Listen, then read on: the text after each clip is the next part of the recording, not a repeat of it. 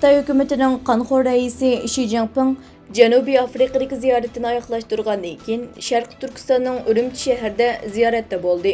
Jallod Shi xalqaro tanqidlarni hech pisandga olmay, Xitoyning Sharq Turkistondagi Uyg'urlar bilan bo'lgan munosabatda texmi qattiq bo'lishini talab qilgan. Egilishicha, Shi Jinping shanba kuni Sharq Turkistonning Urumchi shahrida so'z qilib, atalmış terörlükka qarshi turish tadbirlarini kuchaytirishni, Uyg'ur va rayondagi boshqa turkiy millatlar e'tiqod qiladigan islom dinini xitoylashtirishni davomlashtirish zarurligini ta'kidlagan. U ijtimoiy muqimlikni eng muhim tutqi qildi. Buni uzluksiz davomlashtiradiganligini ta'kidladi. Shi so'zda yana nurg'un demokratik davlatlar tarafidan irqiy qirg'inchilik jinoyat deb atalgan atalmış Şinjan siyosatini talab qilgan. Shi Jinpingning bu qaroriga qarta Sharq Turkiston informatsion va uchur markazining raisi Abdujalil Qarqash apandi mundaq bayonot berdi.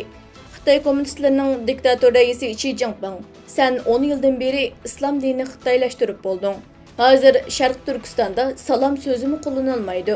Hatto boshqalar salom desa va alaykum assalom deyolmaydi. Ijtimoiy muhimlikni davomli ko'zitishni debsan.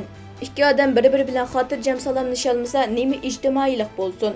Demek şunu ko'rib olishga bo'ldiki, Jallod Shi yo'qolmaguncha Sharq Turkistondagi qirg'inchilik to'xtamaydi. Shundaqla dunyoga elib kelayotgan baloyi ofatlari to'xtamaydi dedi. Qarqash apandi yana mundaq dedi. Yaqinda Dunyo islom tashkilotlari Sharq Turkistonda ziyoratda bo'lib, zolimning foydasiga tashviqot elib bordi. Sizlarning ichinglarda haqni ko'raligidek bir erkak, bir musulmon yo'qmi? Pokiston va Xitoyning sirtmiqida bo'g'ildi. Arab ellardagi iqtisodiy yaxshi davlatlarga nima bo'ldi? Ulardagi dinni o'qiganlarga nima bo'ldi? Shi qo'pib islomni xitoylashtirman desa, buni zuvan chiqarmaydigan holga kelgan musulmonlar beshinglarni silkib etinglar. Rizqning Alloh tarafidan ekanligiga iymon etgan ekansizlar, zuvaninglarni chiqaringlar. Taqdiringlarni bir jallod kommunistiga bog'lab, nafsinglarni pisqi puchur bilan kamsitmanglar.